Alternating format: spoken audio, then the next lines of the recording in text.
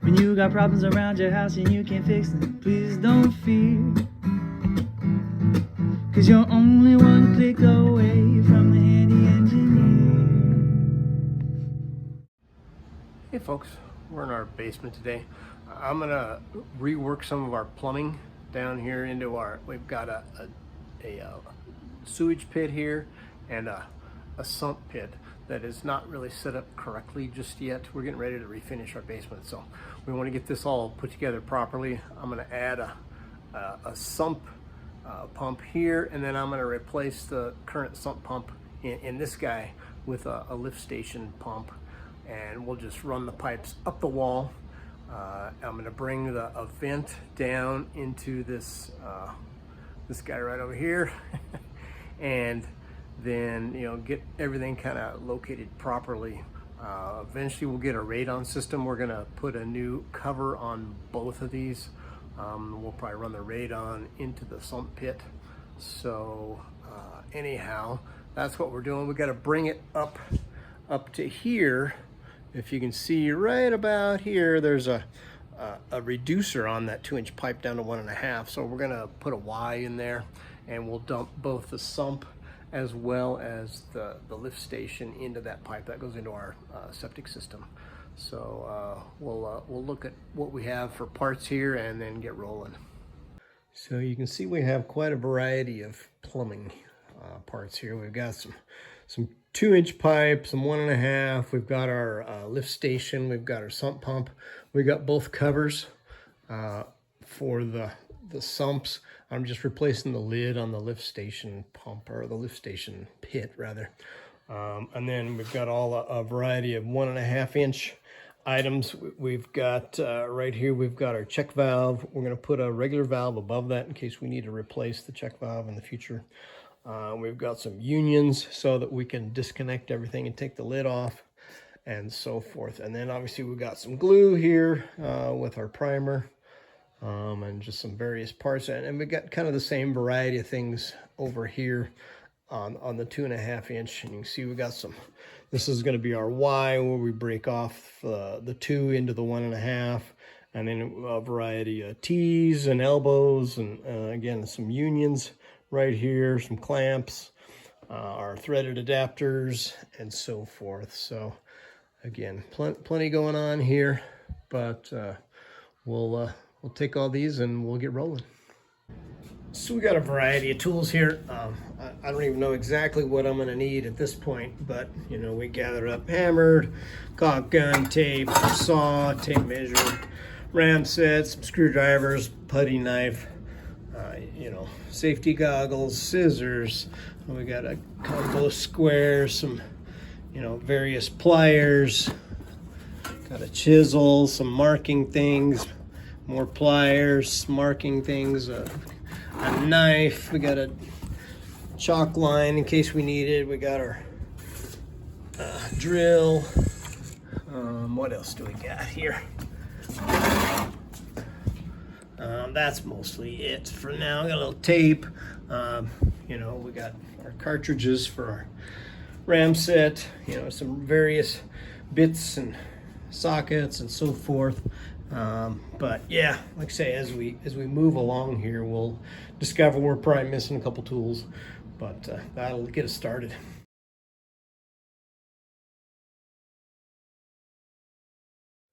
All right, next for us, we're going to be dealing with this vent here. We're going to extend that down to our sump pit, or the lift station rather. And then we're also going to bring a piece off for our future bathroom and cap it off.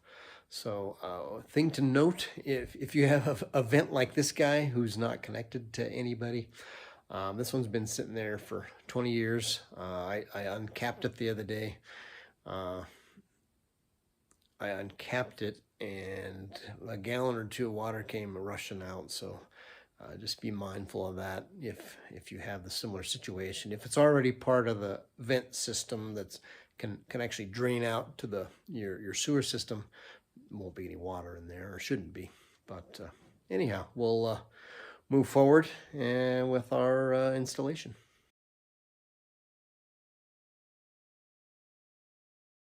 So I've laid out where everything is going to go on the wall. Here I'm going to go ahead and attach my 2x4s.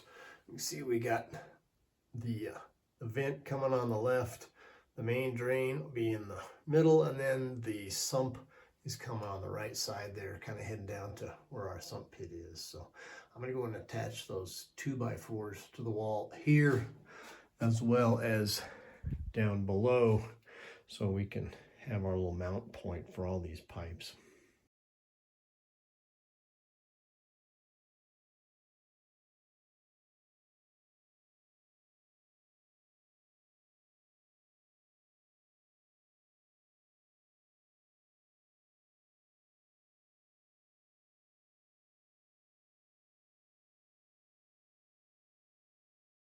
So there you have the new vent completed. We've got it stubbed out for the future bathroom and whatnot, and then we've got it down close to the lift station at this point. So we'll keep mushing on.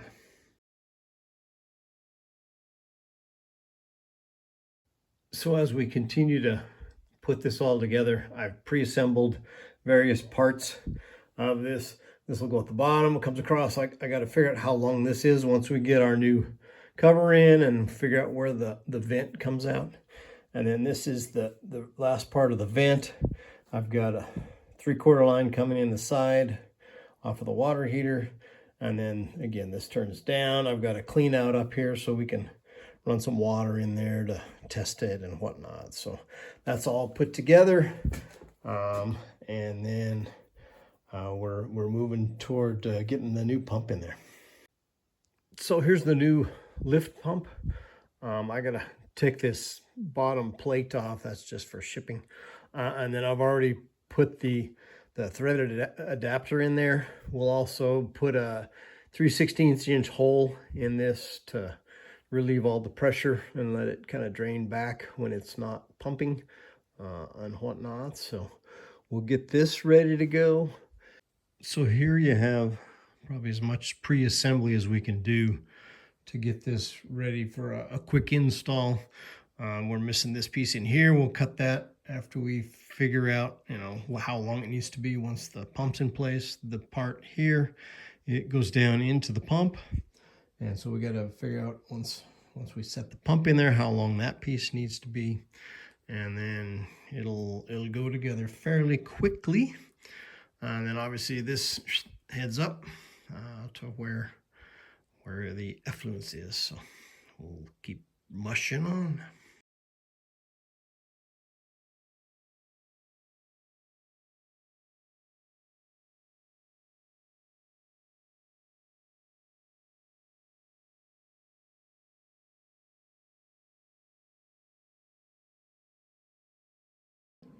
So I also pieced together the Y where the sump comes in to the main 2-inch line for the lift station. And then I marked the bottom where I want this to sit. I'm gonna have this at a 45-degree angle from vertical. So gives me a little guide to when I glue that in place. So we're ready to disconnect the old pump, tear out all the old piping and whatnot.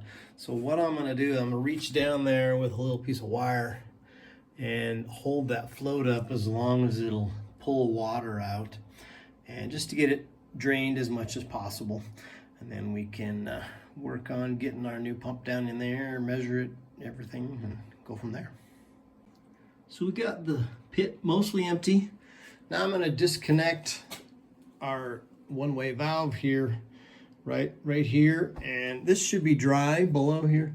And then my hope is I can trip the valve, get it to drain back into the pit, and without getting too wet. Luckily this is pretty clear water, so we'll give her a go.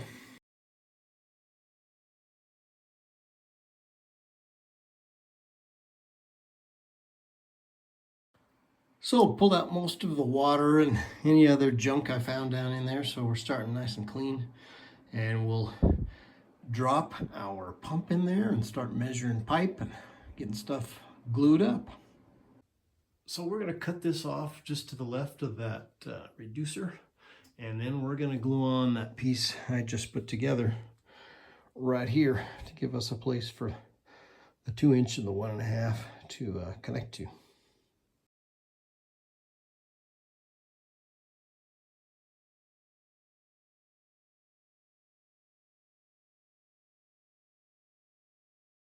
So looking at our attachment method here, you can see there's these inserts right here. One of them actually came out, was kind of a compression fitting. These are 1/4-20 bolts.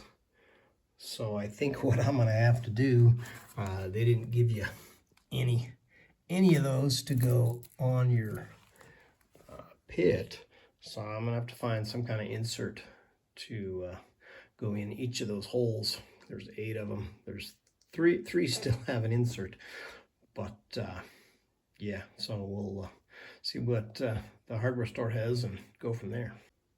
So I happen to have these cage nuts. I'm gonna try maybe as an interim get this thing done deal, and then they only give you 1/2-inch bolts, which are a little on the short side. I had some 3/4 that I'm gonna see if that'll work. So eventually you can get little screw-in inserts that have a 1/4-20 nut inside them. That's probably a better option. But for the moment, we're rocking on. So we got the pump in there. I cut out the second hole here for the cords, just with a utility knife. I'm hoping that'll seal good enough. If not, we can caulk it a little bit.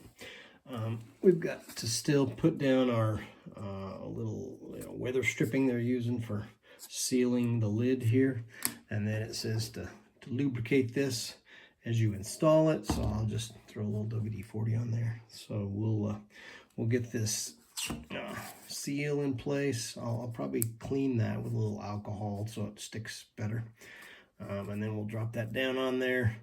I'll use my nuts and bolts to tighten her down, and we can get this guy in place, and then we can build up our drain. So I laid this down just inside the bolt holes so it doesn't leak through the holes, and then I just kind of overlapped it here where you get to the common point.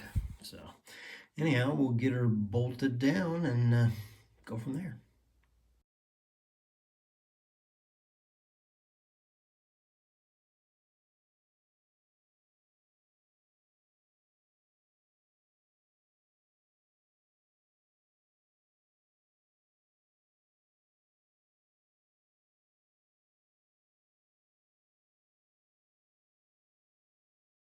Alrighty, lid's in place. Really probably could have used 1-inch 1/4-20 bolts just to give us a little more length when we grab into the nuts. But now we're ready to seal this guy up, and like I say, we'll build her over to the new drain.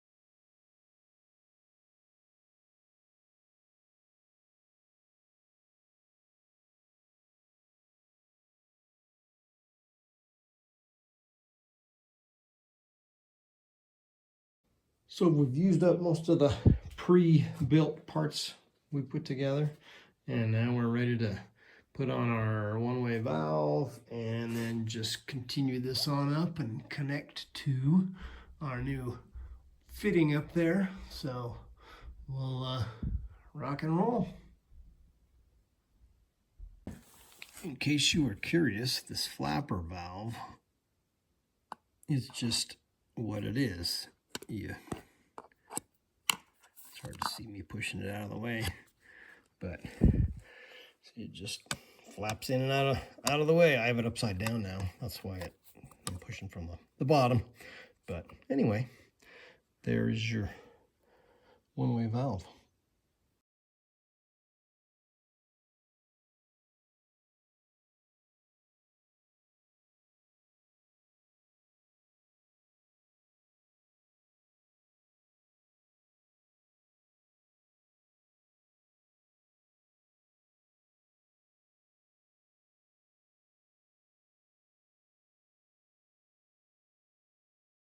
All right, we've got our next section to glue up. I'm gonna put it right up here, and then we're gonna double check we've got good slope, about 1/4 inch a foot, so it drains well toward the other side of the basement. And so we'll check that. We'll put a little pipe strap up there, and then we will measure our last piece and get it put in place.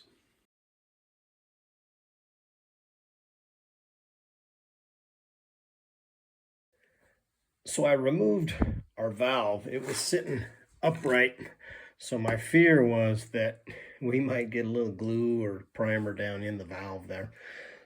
So it's just something you need to be aware of with valves, and our unions. Try not to get glue or anything up in the critical working parts.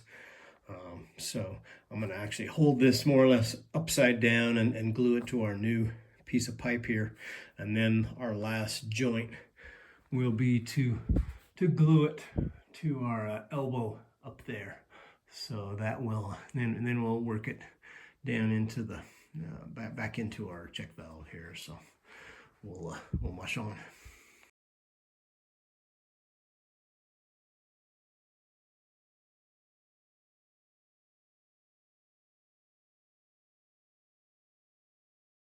Alrighty, our 2-inch lines are all in place now. The vent and the drain going into where we had to put in our little Y. We'll join up our 1.5 inches right up there in a few minutes. Meanwhile, I'm going to go ahead and take this drain out of our water heater. I'm going to put a little P-trap in it, and then I'm going to ride it directly into the end of the vent there. So whenever it drains, it'll stay off the floor, which is what it would do at this point. So we'll get that put in, then we'll move on to our 1.5 inches out of the sump.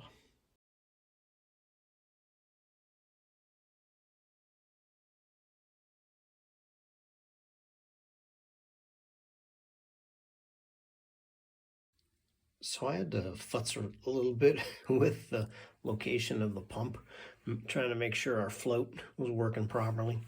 I ended up putting a couple bricks down in there to kind of keep the pump from accidentally moving over, and then it jams up the float.